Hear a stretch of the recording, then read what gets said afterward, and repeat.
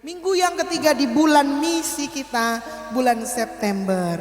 Ya, saudara-saudara, saya akan membacakan sebuah cerita kepada saudara yang mengandung bawang buat saya. Cerita ini sudah beberapa kali saya ceritakan, tapi kali ini juga saya mau ceritakan kepada saudara tentang sebuah true story, gitu ya. Nah, untuk ini saya meminta piano dari belakang supaya Karen bisa istirahat sebentar, tapi you will be join me after this story, oke? Kisah ini adalah kisah nyata yang terjadi di Kongo, Belgia. Agi dibesarkan di South Dakota, tetapi sesungguhnya ia terlahir sebagai Aina Vlot dari orang tuanya ketika berada di Kongo, Belgia. Orang tuanya Aina, yaitu David dan Svea Vlot, pergi ke Kongo, Belgia sebagai misionaris dari Swedia pada tahun 1921. Mereka meninggalkan stasiun misi bersama pasangan misionaris lainnya, yaitu Eriksons, untuk memberitakan Injil ke desa-desa terpencil di pedalaman. Bersama putra mereka yang berusia 2 tahun dan diikat di atas punggung mereka, keluarga Vlot menapaki perjalanan mereka memasuki hutan belantara.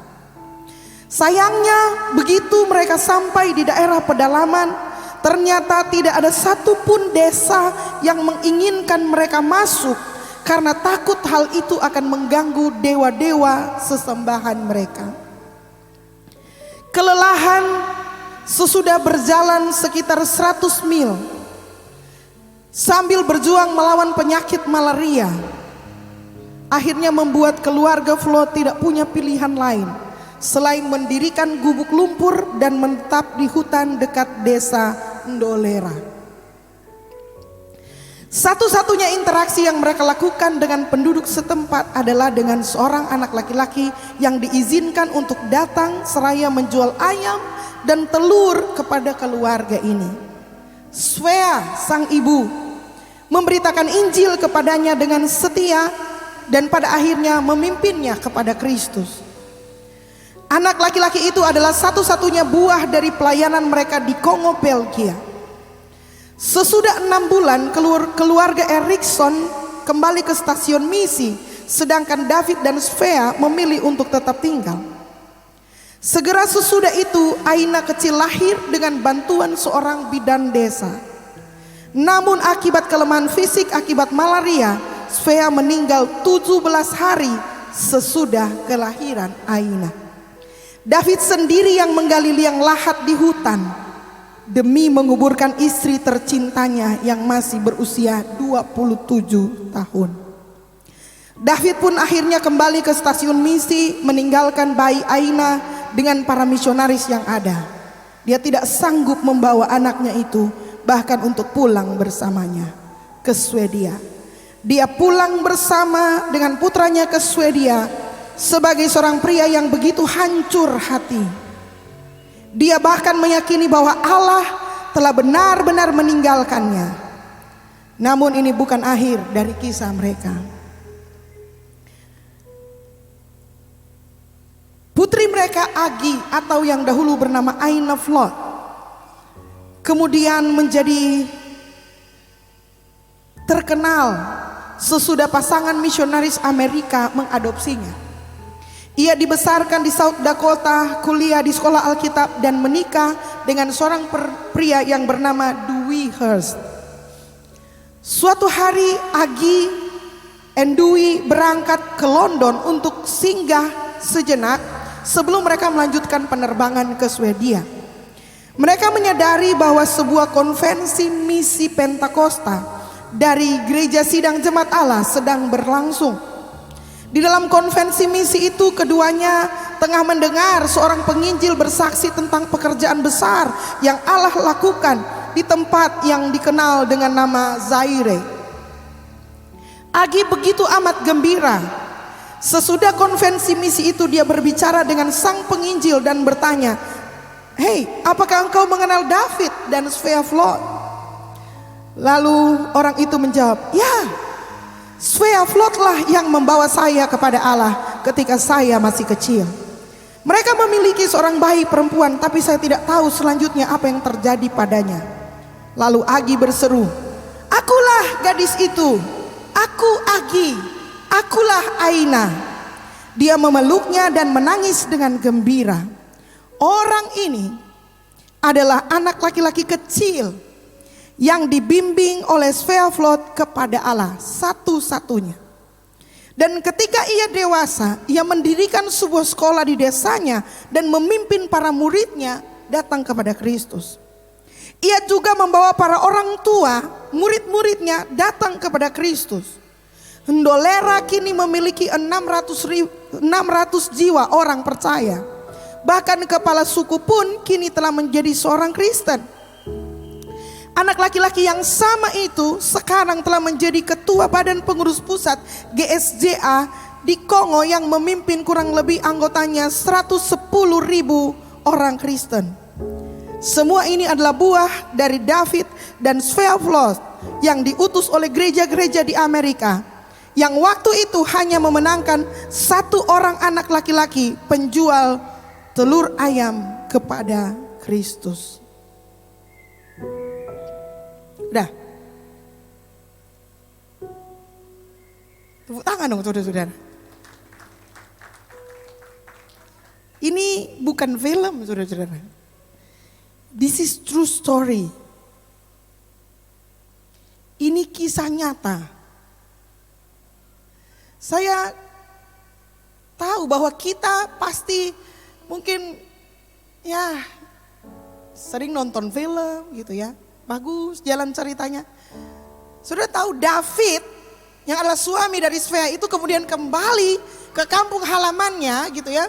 Dan kemudian sejak itu dalam keadaan marah kepada Tuhan, dia menjadi pemabuk. Dia tidak percaya lagi kepada Tuhan.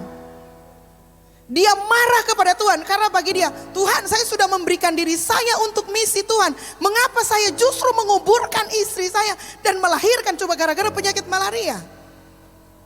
Jadi dia pulang dalam keadaan marah sama Tuhan. Dia menjadi ateis, dia tidak percaya sama Tuhan, dia tidak mau ke gereja. Dia kemudian menikah lagi. Sama dengan putranya juga. Akhirnya mereka jauh dari Tuhan. Tapi sesudah konvensi misi ini, sesudah pertemuan antara Agi dengan anak itu yang menjadi penginjil, yang juga adalah sekaligus ketua BPP di Kongo, Agi langsung berangkat mencari papanya dan memberitakan. Bilang, "Papa, apa yang papa korbankan itu telah memberikan hasil. Tidak ada yang pernah gagal di dalam dunia misi, amin. Satu jiwa, anak laki-laki 6 tahun, satu-satunya yang berhasil diinjili oleh Sweaflot. Satu-satunya anak yang bisa berteman dengan dia, yang diizinkan untuk berteman dengan dia. Akhirnya pun Svea berteman dengan dia, memberitakan Injil, dan kemudian akhirnya anak itu benar-benar terima Yesus. Mereka pulang cuma ada 1 jiwa di sana, saudara-saudara. Cuma bahkan anak 6 tahun. Anak 6 tahun buat kita di mata kita bisa apa dia anak 6 tahun. Tapi pekerjaan Injil tak pernah gagal, amin. Tepuk tangan dong saudara-saudara untuk Tuhan. Yang bagi orang lain itu gagal. Itu mah bukan gagal lagi pastor, itu mah malah petaka. Sudah cuma 1 yang diinjili, istri mati gitu ya. Siapa yang mau bayar harga itu? Kita akan juga mengerti mengapa David bisa meninggalkan Tuhan dan lain-lain sebagainya. Ketika Agi atau Aina ini pergi mendapatkan papanya dan kesaksian, "Pak, itu anak 6 tahun, satu-satunya mama injili. Itu sekarang telah menjadi laki-laki yang adalah guru, kemudian dirikan sekolah. Sekarang sudah 600 orang di desanya yang di tengah hutan itu bisa terima Yesus sebagai Tuhan dan Juru Selamat. Dan bukan hanya itu, dia sekarang menjadi ketua badan pengurus pusat yang memimpin 110.000 orang Kristen lainnya. Cuman berteman dengan 1 anak kecil. Firman Tuhan minggu ini saudara-saudara, saya mau ambil gitu ya. Saya mau ambil judulnya begini. Go, everyone needs a friend. Saudara butuh teman? Amin. Dunia ini, saudara-saudara, dunia ini gitu ya, desperate. Mereka butuh teman. Karena banyak mereka butuh teman sejati, benar gak? Teman yang tulus. Halo? Saudara juga termasuk di dalamnya? Saya tahu banyak di antara kita itu sulit berteman dengan orang lain karena kita sering dikecewakan sama orang lain. Ya kan? Iya atau iya? Everyone needs a friend. Semua orang butuh teman. Yang bilang enggak, dia bohong. Setuju ya? Coba lihat orang yang jadi temanmu sekarang. Dia tidak bilang gini, kamu teman yang tulus atau bulus? Kita memang benar banyak dilukai oleh orang-orang lain, tapi dan kemudian ada orang yang memilih, akhirnya dia memilih untuk saya nggak maulah bergaul sama siapa saja. Percuma bikin teman, percuma punya teman. Pada akhirnya mereka menikam kita dari belakang. Pada akhirnya mereka yang jelek-jelekin kita. Mana paling menyakitkan karena teman itu biasanya tahu seluk beluk kita, gitu ya. Dan ketika kita mungkin dikecewakan oleh teman-teman di masa lalu, kita kemudian membangun tembok pertahanan diri kita dan kita tidak mengizinkan orang lain untuk masuk lebih dalam di dalam diri kita.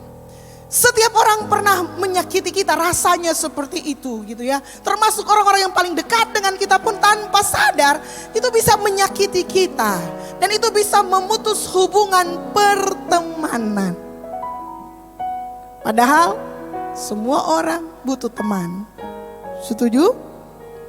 Ya, siapa yang butuh teman dekat? Angkat tangan bilang saya. Ya, Gloria paling tinggi. Dia memang benar-benar butuh. Jemaat harus berdoa buat dia. Itu panggilan misi jemaat untuk Gloria. Gitu ya. Kamu ngobrol sama Tante Feni. Ya. Sesudah acara ini. Perlu kursus dia, Sus Feni. Tadi Rofi encouragement ya. Kita akan mendengarkan firman Tuhan dari preaching offering dari pastor yang cantik, Gloria. Nggak ada artinya cantik itu saya kalau nggak ada pasangan. Mending kan biasa-biasa aja, tapi ada pasangan. Pasti yang lain bilang begitu kan. Manfaatkan kecantikanmu untuk cari teman yang baik. Teman hidup maksudnya. Ya. Roma 10 ayat 14 sampai 15. Saya rindu kita baca ayat ini sekali lagi gitu ya. Oleh karena banyak kejadian yang dialami, yang kejadian misionaris itu bukan baru satu ini gitu ya. Banyak orang yang kemudian dalam pelayanan pemberitaan Injil mengalami pergumulan-pergumulan yang luar biasa. Seperti tadi kematian istri dan lain-lain sebagainya. Saudara-saudara, beberapa waktu yang lalu saya dengar ada pendeta, pasangan pendeta suami istri naik oto. Dia punya istri, saudara-saudara, pakai syal. Biasa kan wanita suka syal. Sudah tahu? Syalnya itu panjang, kena di roda motornya. Lalu kemudian mencekik dia, istrinya meninggal di jalan menuju pelayanan. Kalau mau dengar cerita-cerita seperti itu, maka kita akan berpikir bahwa oh Tuhan, ladang misi ini menakutkan. Tidak aman. Bisa menghilangkan jiwa, membuat sebagian orang Kristen memilih untuk ngoni jotu pigi, torang jotu di sini. Asikan pastor, doa boleh toh bermisi, doi boleh toh bermisi, nanti ngoni tu pigi, torang tu tinggal di sini. Akhirnya, karena apa? Karena ladang misi, belum lagi cerita-cerita misionari yang berkata ketika kami mau buka gereja di sana, orang di sana makan orang. Yes, makan orang. Orang Sumatera, tanya orang Sumatera. No mention. Dimakan. Saudara, kalau Pineleng, dulu kata orang Pineleng makan orang. Ada orang Pineleng sini? Enggak ada, puji Tuhan. Kalau mendengarkan kisah-kisah begini, ini akan membuat kita gini, ini aku Tuhan, utuslah dia. Tetapi bagaimana, kita baca sama-sama dulu. 1, 2, 3. Tetapi bagaimana mereka dapat berseru kepadanya jika mereka tidak percaya kepada dia, Yesus. Bagaimana mereka dapat percaya kepada Dia jika mereka tidak mendengar tentang Dia? Bagaimana mereka mendengar tentang Dia jika tidak ada yang memberitakannya? Dan bagaimana mereka dapat memberitakannya jika mereka tidak diutus? Seperti ada tertulis betapa indahnya kedatangan mereka yang membawa kabar baik. Harus ada orang yang diutus. Siapa yang diutus? Saya dan saudara. Bilang saya dan saudara, saya dan kamu. Jadi ketika Tuhan mengutus, kita sadar bahwa itu berbicara soal kita dan bukan berbicara kepada orang-orang tertentu. Kita camkan ini dulu baik-baik gitu ya. Hari Minggu yang lalu sudah ada pengucapan kan. Saya ditelepon satu jemaat, pastor makan sini.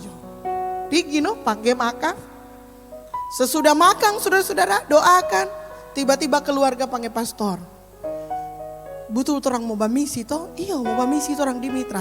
Ini persembahan misi dari keluarga. Hampir menangis saudara-saudara, kita di dapur orang. Itu diserahkannya di dapur. Gitu ya. Jadi why? Karena kita tahu bahwa pekerjaan misi itu nyanda gampang. Amin. Nah, mengapa tugas ini diberikan kepada kita semua orang yang percaya? Kira-kira begitu. Mengapa? Nomor satu saudara-saudara, ada 3 alasannya. Nomor satu, karena kita punya cerita yang terhebat di seluruh dunia. Kita yang punya cerita itu. Bilang amin. Apa berita baiknya gitu ya? Jadi gini saudara-saudara, kalau saya berhasil menemukan obat kanker, apa yang paling bagus saya lakukan? Saya akan kasih tahu semua orang yang kanker, kita sudah dapat obat kanker, betul nggak? Halo? Kalau saya ketemu obat AIDS, hari ini belum ada, misalnya, apa yang mau dilakukan? Oh pasti kita akan kasih tahu ke orang lain, semua orang yang kena AIDS, kita sudah dapat obat AIDS yang bisa menyembuhkan. Cuma minum ini sembuh. Kalau saudara searching hari ini gitu ya, orang saudara ditemukan obat kanker, ada itu bajaka, ada tuh ini, ada tuh ini, ada tuh ini. Semua ketika orang rasa kesembuhan itu, orang akan tell the world. Mereka akan menceritakan apa yang mereka rasa. Mengapa pernikahan pakai undangan saudara-saudara? Perlu mengundang orang lain karena ini kabar baik. Ini adalah hal yang baik ketika 2 orang yang sedang jatuh cinta sekarang masuk dalam mahligai pernikahan, perlu ada orang lain tahu. Kita selalu ingin memberitahukan kepada orang lain hal-hal baik yang jadi kepada kita. Nah, mengapa kita perlu? Karena gini, karena cerita itu ada 4 orang. Bilang amin. Cerita tentang apa? Cerita tentang Yesus yang mati di kayu salib menyelamatkan kita. Dan dia melakukannya, memberikan segalanya untuk kita. Dan dia bahkan tidak punya permintaan yang lain selain pergi. Ceritakan kepada orang lain. Sampaikan kepada orang lain perbuatan-perbuatan besar yang kau alami. Jangan saudara-saudara pergi. Ini, kalau saudara pergi bermisi cuma karena rasa bersalah, bisa kena sindir di khotbah. Jadi pergi misi lah. Oh karena itu tugas orang Kristen. Atau apalagi? Oh karena ditekan. Kalau ndak memberitakan Injil, nggak diberkati. Wois. Atau juga memberitakan Injil bukan karena mau cari muka Pak Tuhan. Karena itu yang Tuhan suka, jadi mau cari muka Pak Tuhan. Nah, salah itu semua. Kalau orang mau beritakan Injil, kalau orang mau jangkau orang lain, pastikan karena engkau yakin bahwa you have the greatest story in the world. Bahwa kamu punya cerita, kisah bagaimana Allah menyelamatkan engkau, seluruh keluargamu, bukan hanya menyelamatkan, memberkati engkau, bukan hanya memberkati engkau, mengurapi engkau, dan seterusnya. Bahwa di tengah-tengah perjalanan hidupmu di dunia ini yang makin lama makin gila, makin lama makin hancur, engkau merasakan pertolongan Tuhan, keajaiban Tuhan hari demi hari. Bukankah itu adalah kabar sukacita yang perlu orang lain tahu? Amin. Yang kedua, motifnya apa? rasa terima kasih. Saya rasa saya berhutang segalanya kepada Tuhan. Saudara merasa begitu gak? Kita tuh gak tahu Tuhan mendesainnya kita menjadi makhluk yang we need redemption. Jadi ketika ada orang lain yang sangat berjasa dalam hidup kita. Ketika ada orang lain yang benar-benar membantu hidup kita, maka secara otomatis gitu ya, reaksi kita adalah kita pengen bantu dia. Betul nggak saudara-saudara? Pernah mengalami kesusahan Bapak Ibu? Pernah? Yang pernah bilang pernah. Pernah mengalami dibantu orang lain Bapak Ibu? Gimana rasanya waktu dibantu orang lain di saat yang tepat? Senang, amin. Dan ketika kita dibantu orang lain, apa yang muncul dalam hati? Bagaimana mau balas? Bagaimana mau tebus apa yang sudah dia lakukan? Itu secara otomatis. Even penjahat. Bahkan saudara-saudara, cara ini dipakai para mafia. Supaya apa? Supaya mau tuntut balas budi, mengikat orang lain, memperbudak orang lain. Tetapi sebenarnya kalau lihat di akarnya, itu adalah hal yang baik. Ketika kita menerima hal yang baik dari Tuhan, maka sebagai respon, bukan karena diperintah, bukan karena ditekan, itu hanya lahir begitu saja. Bagaimana kita akan, Tuhan, apalagi yang bisa kulakukan? Engkau bisa melakukan segalanya. Gak mungkin saya menolong engkau. Tuhan bisa menolong dirinya sendiri, of course. Tapi Tuhan punya pesan, I need you to go. Pergi. Dan di dalam konteks pergi itu, ingat dia nggak membiarkan kita sendirian. So ketika kita pergi, pastikan itu karena saudara benar-benar merasa bahwa saudara ditolong oleh Tuhan. Amin. Kalau saudara nggak pergi, ya kan Tuhan nggak mau ramas di leher. Kembali 4 orang. Jadi yang kedua karena rasa terima kasih Tuhan sudah menolong kita. Motif yang ketiga adalah karena Tuhan adalah kasih. Dan karena Tuhan adalah kasih, Tuhan juga membuat dan menciptakan kita sebagai makhluk yang penuh kasih. Artinya makhluk yang gak bisa hidup tanpa mengasihi baik Tuhan maupun orang lain. Bilang amin. Jadi kita gak bisa hidup sendiri. Kita harus hidup berkomunitas. Kita harus punya kawan-kawan yang lain. Untuk apa? Sharing the love. Untuk membagikan kasih itu.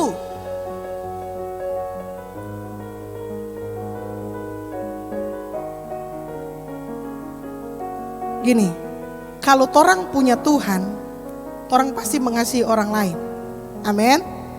DP pernyataan di balik itu adalah begini. Kalau torang sulit mengasihi orang lain, kemungkinan besar torang tidak punya Tuhan. Begitu loh. Kalau torang mengasihi Tuhan, torang pasti mengasihi orang lain. Itu buah dari kasih. Tapi kalau torang tidak bisa mengasihi orang lain, kemungkinan torang memang tidak punya Tuhan. Atau mungkin DP kalimat begini, mungkin tape Tuhan dan kamu pe Tuhan lain. Torang ada berada di satu gereja, tapi mungkin kamu pe Tuhan lain dan kita pe Tuhan yang kita sembah. Kalau Tuhan yang kita sembah adalah Tuhan yang mengasihi, yang membuat saya juga mengasihi orang lain. Yang percaya bilang amin. Saudara-saudara, tahukah saudara di luar sana ada banyak orang yang tidak percaya, unbeliever. Orang yang tidak percaya, yang gak suka sama kita. Karena apa? Karena mereka berpikir bahwa kita ini orang yang paling suka main hakim sendiri. Sok merasa benar. Dan saudara tahu, tidak ada orang yang suka berteman dengan orang yang arogan. Tahu arogan? Nggak peduli dengan orang lain. Siapa tuh teman-teman dengan dia? Dia lebih pedoi banyak. Kalaupun orang berdekat pada dia cuma mau DP doi. Dunia ini berpikir kita orang Kristen ini tuh sok suci. Cuma ngoni sotu betul. Ngoni-ngoni jodang tuh masuk surga. Torang nggak usah begitu. Dan itu terjadi saudara-saudara. Dan kalau kita melihat posisi ini tentunya akan menyulitkan kita sebagai orang Kristen untuk menjangkau orang lain. Dunia ini orang unbeliever. Unbeliever percaya bahwa kita adalah orang-orang yang tidak mengerti mereka.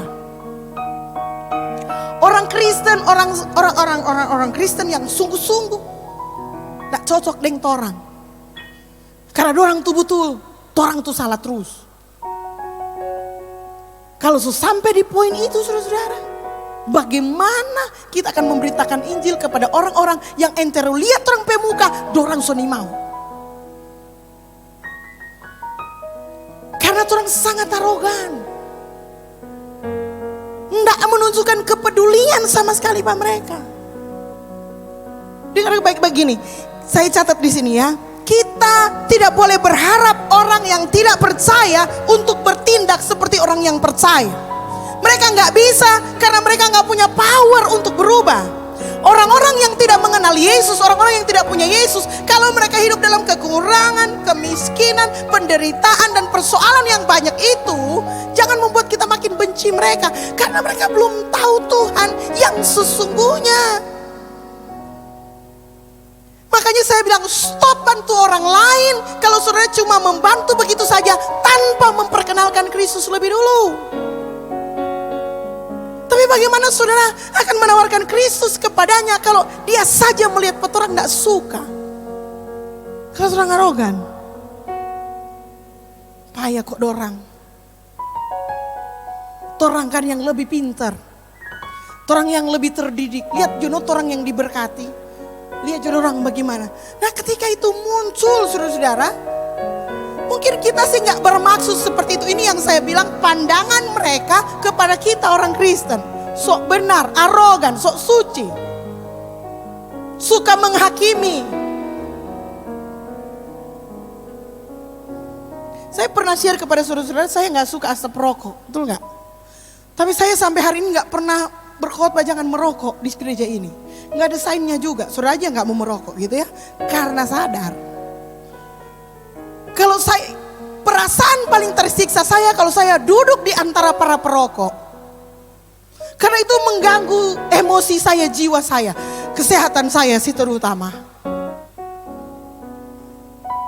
Tapi saya nggak mungkin datang ke situ dan kemudian bilang begini, permisi ya Pastor Melan mau duduk, tolong rokoknya dimatikan.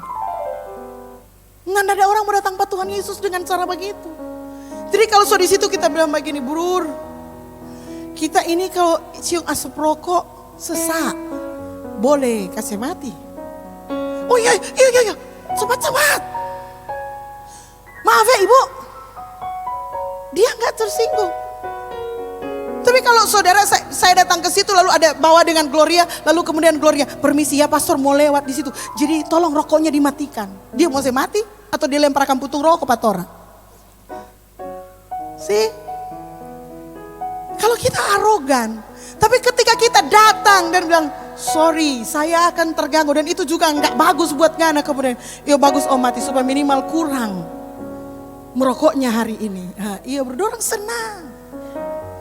Kita nggak bisa datang kepada mereka sebagai orang suci dan lain-lain sebagainya.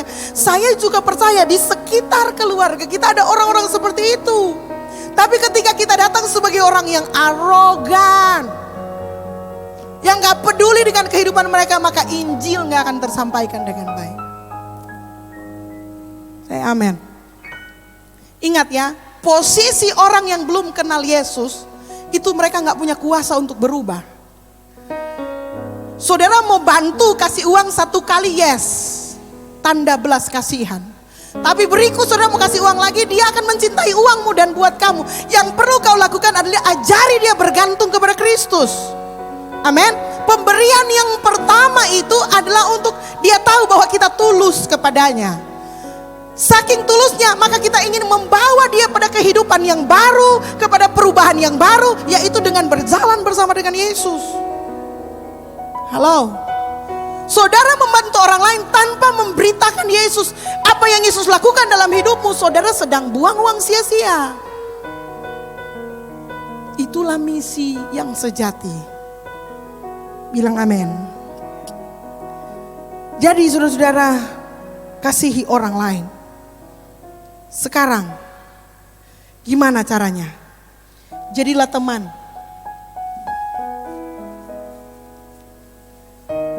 Gini, ini saran saya.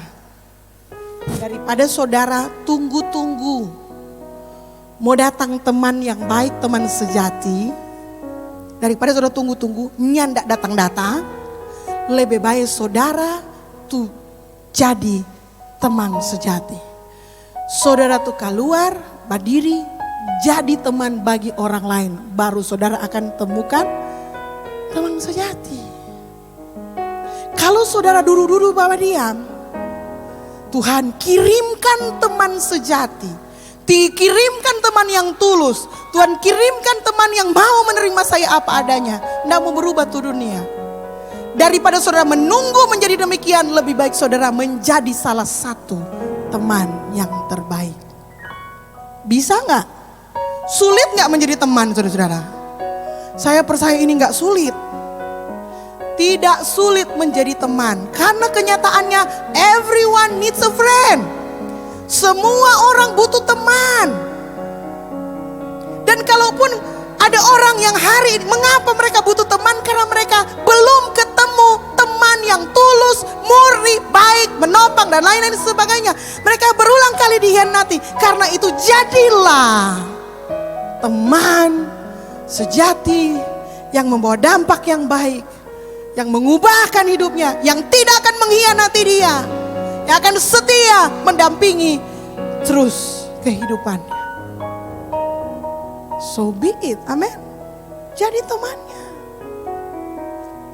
Daripada mau cari, lebih baik jadi. Kalau dalam bahasa Inggris kok itu bagus. Daripada baru mau cari, enggak dapat, lebih baik jadi teman. Gimana caranya? Gampang. Gini saudara. Tanya, ada yang bisa saya doakan untuk kamu? Saudara pernah tanya begitu gak pas sudah berteman?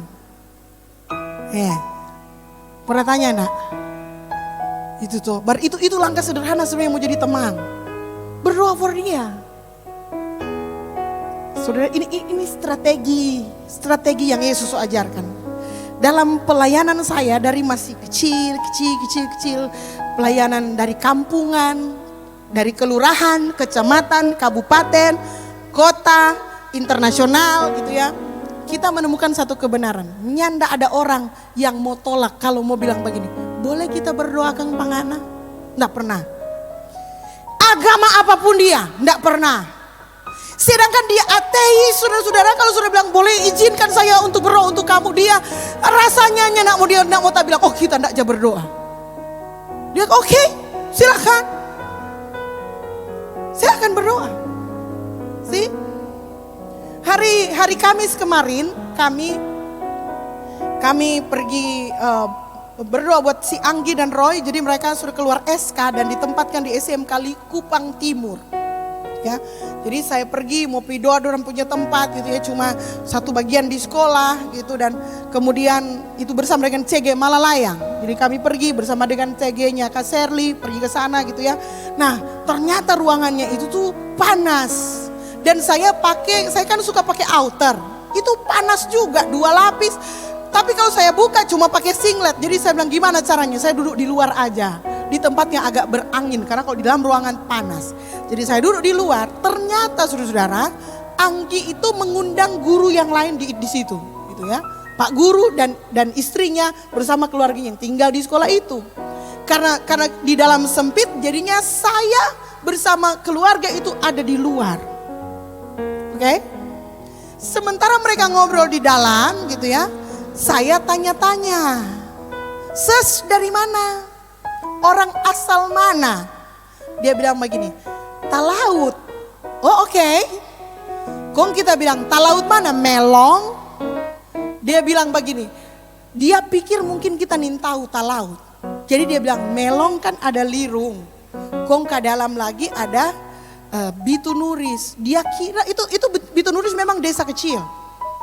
Tapi ingat, di sana kita pernah melakukan misi. Halo? Kita pernah melakukan misi di sana, kita membantu gereja di sana. Jadi waktu dia bilang begini, Bitunuris, kita bilang, kita tahu. Kenal nama Ibu Ledis Bulele? Kita no Ivon Bulele, tapi Mama Ade itu. Halo, dapat jiwa, iya dong? Iya enggak? Langsung jadi keluarga, saudara-saudara. Langsung bilang, foto. Nanti saya kirim kepada Ibu Ledis Bulele. Karena Ibu Ledis Bulele itu adalah yang kita bantu di sana, pendeta yang kita bantu di sana. Lalu kemudian ketika mau berdoa, kan kita tujuannya mau berdoa buat Anggi dan Roy. Mereka perlu didoakan, jadi kita doakan, saya bilang doakan juga mereka. Walaupun saya tidak tahu mereka agama apa, kalaupun Kristen apa, saya nggak tahu, kan baru ketemu, baru bicara. Jadi sesudah mendoakan Roy dan Anggi, saya berdiri di depan mereka cuma di depan pintu, saya tanya, boleh saya berdoa sambil tumpangkan tangan? Kira-kira orang mau jawab apa, saudara-saudara? Kita baru kenal mungkin tidak sampai 10 menit yang lalu. Tapi begitu saya tawarkan, boleh saya berdoa sambil tumpang tangan. Bukan cuma berdoa, saudara. Tumpang tangan berarti akan menyentuh bagian kepala atau bahu mereka. Dalam keadaan seperti itu pasti dia akan bilang, iya langsung. Dan saya langsung mendoakan mereka. Saya percaya bonding langsung terjadi, amin. Hati mereka langsung terpaut dengan hati saya. Dan kemudian kita bisa mulai pelayanan di sana. Sudah ada 2 keluarga. Keluarga Anggi sama keluarga Pak Guru. Cuma dimulai dengan, boleh gak saya berdoa buat kalian? Itu saya bilang, menawarkan untuk berdoa bagi orang lain itu sulit ditolak. Sedangkan orang gak percaya Tuhan malu kalau mau bilang, oh kita gak boleh. Saya sudah pernah di supir taksi, ngobrol, sharing, lalu kemudian gak lama dia sudah curhat. Ternyata istrinya sudah lari dengan laki-laki lain. Tapi dia lagi supir, lagi mengendarai taksi di tol Cikampek. Saya bilang gini, Pak, saya doain ya Bapak. Boleh gak saya doain Bapak? Oh ya Bu, silakan Bu. Nah tentu saja kita nih boleh bilang, tutup mata kunci tangan nih, udah pasti ini. Jadi sementara dia bagas, kita mau berdoa di belakang. Tuhan tolong Bapak ini. Dia punya istri solari. Ya sudah, kurang apa yang terjadi. Yang lebih hebat lagi karena so mendoakan orang Kristen kan. Tidak mungkin bayar argo 150.000 mau kalau 150.000. So berdoa akan terpaksa argo naik tiba-tiba 200.000. Amin. Halo. Apakah saya kekurangan berkat? Itu momen yang luar biasa ketika kita bisa mendoakan orang lain dan orang lain mengamenkan doa kita. Sering-sering berdoa sama orang lain. Ayo bilang orang kalian, sering-sering berdoa kepada orang lain.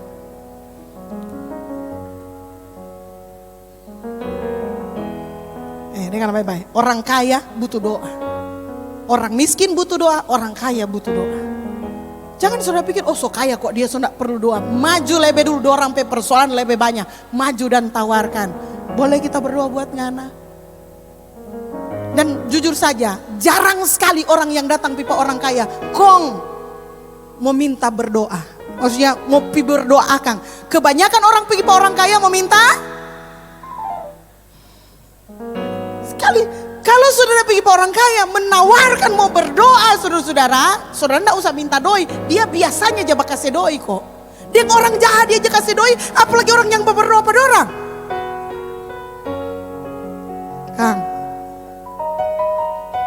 mari kalau kita berdoa pada orang kaya bukan karena kita mau minta doi ya. Karena kita memang suka berteman. Justru karena itu, at the end saudara, it's not about money. At the end it's about relationship. Bagaimana kita bisa membangun sebuah hubungan yang baru. Kita bisa percaya lagi kepada orang yang baru. Dan kemudian orang baru itu juga menaruh kepercayaan kepada kita. Terbangunlah sebuah hubungan yang sangat spiritual. Karena didasari pada hati yang tulus dan suci. Bilang amin. Dunia ini lagi mencari orang-orang yang tulus hatinya, yang murni artinya, yang ingin berbagi kebaikan dengan orang lain. Jadilah saudara orang-orang itu. Sikut di orang kata, mari jadi orang begitu. Orang yang suka berteman dengan orang. Yang kedua, sesudah saudara berteman, gitu ya, sudah berteman, biasanya dorang tuh mau baca cerita toh. Tapi jangan lupa bagian penting, tell your story. Saudara juga perlu menceritakan kisah-kisah kehidupanmu. Karena kisah kehidupanmu itu adalah pengalamanmu dengan Tuhan yang Tuhan ingin orang lain tahu. Setiap orang adalah pemeran utama dalam ceritanya sendiri. Amin. Saudaralah barol di saudara punya story sendiri. Saudaralah aktor utamanya yang melakukan itu. Dan ketika saudara menceritakan pengalaman itu bisa mengubahkan hati orang. Saudara, sebuah film yang belum diputar di Indonesia, mungkin gak akan diputar, judulnya Sound of Freedom. Itu ya, saya nggak tahu, mau download juga jangan jack ya, jangan beli yang. Saya marah kemarin ada orang, kan sekarang lagi ngetren film His Only Son toh. Saya tanya, lo nih nonton di mana? Nonton di bajakan-bajakan. Saya memang orang Kristen yang coba nonton dari bajakan, berdosa itu. Cari yang asli, cari yang original. Orang Kristen yang buat itu. Bagaimana kamu orang mau beli di bajakan-bajakan tuh doi cuma mengalir di mafia. Jangan. Tunggu sampai DP original keluar kok mbak nonton. Yang resmi maksudnya yang legal, jangan dia main ilegal.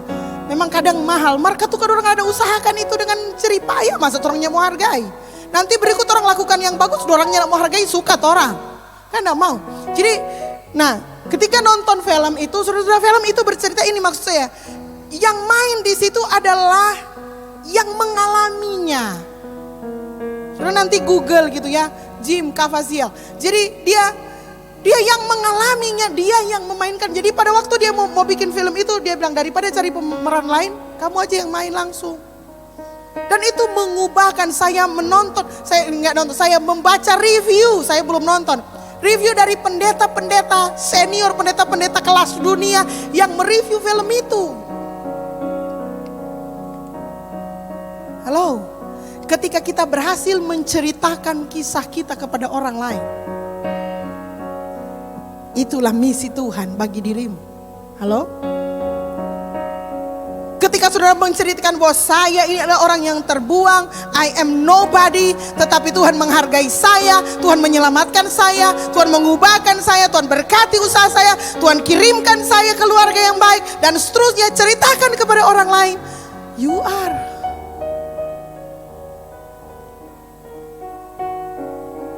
Kamulah pemeran utamanya di situ. Ayo. Kalian suka menceritakan ceritamu atau enggak? Mau simpan dalam hati?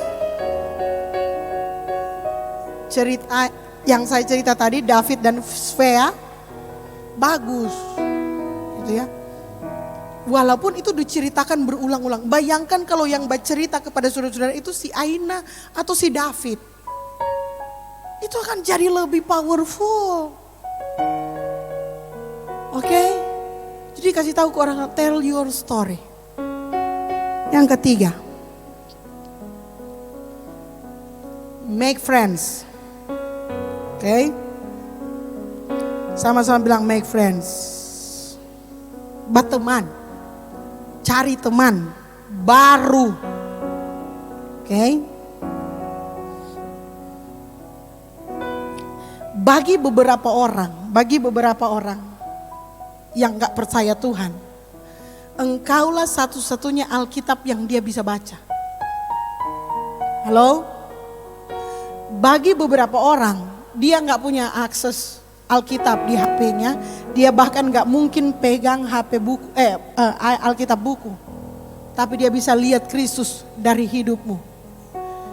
Satu-satunya yang orang bisa lihat firman berjalan itu kamu. Bagi beberapa orang. So, bertemanlah dengan mereka. Gimana cara berteman? Tak kasih satu cara ya. Baking pesta. Sama-sama bilang baking pesta. Matius 9 ayat 9 sampai 13. Setelah Yesus pergi dari situ, ia melihat seorang yang bernama Matius duduk di rumah cukai. Lalu ia berkata kepadanya, ikutlah aku.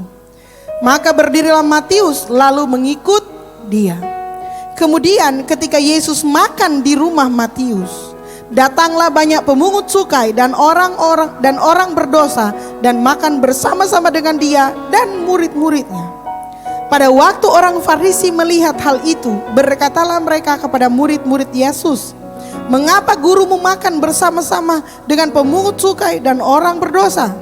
Yesus mendengarnya dan berkata, bukan orang yang sehat yang memerlukan tabib, tetapi orang sakit. Jadi pergilah dan pelajarilah arti firman ini.